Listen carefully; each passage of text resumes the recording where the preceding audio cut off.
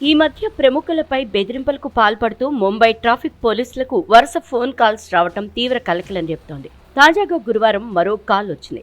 ఈసారి ఏకంగా ప్రధాని మోదీపై బెదిరింపులకు పాల్పడటంతో పోలీసులు అలర్ట్ అయ్యారు.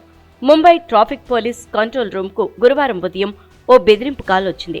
ప్రధాని మోదీని హత్య చేసేందుకు ప్లాన్ చేసినట్లుగా ఓ మహిళ నుంచి బెదిరింపు వచ్చింది. అందుకు ఓ ఆయుధాన్ని సైతం సిద్ధం చేసుకున్నట్లు చెప్పడంతో అధికారులు అప్రమత్తమయ్యారు. వెంటనే దర్యాప్తు చేపట్టిన పోలీసులు నిందితురాల నుంచి వచ్చిన ఫోన్ కాల్ను ట్రేస్ చేసి ఆమెను అరెస్ట్ చేశారు. ఆమె వయసు 35 ఏళ్లు ఉంటుందని వెల్లడించారు. సదరు మహిళ మానసిక అనారోగ్యంతో బాధపడుతుండొచ్చని పోలీసులు అనుమానిస్తున్నారు. దీనిపై కేసు నమోదు చేసి దర్యాప్తు చేపట్టినట్లు వెల్లడించారు. అయితే గత ఏడాది జూలైలో కూడా ముంబై పోలీస్ కంట్రోల్ రూమ్కు ఇలాంటి బెదిరింపు కాల్ వచ్చింది.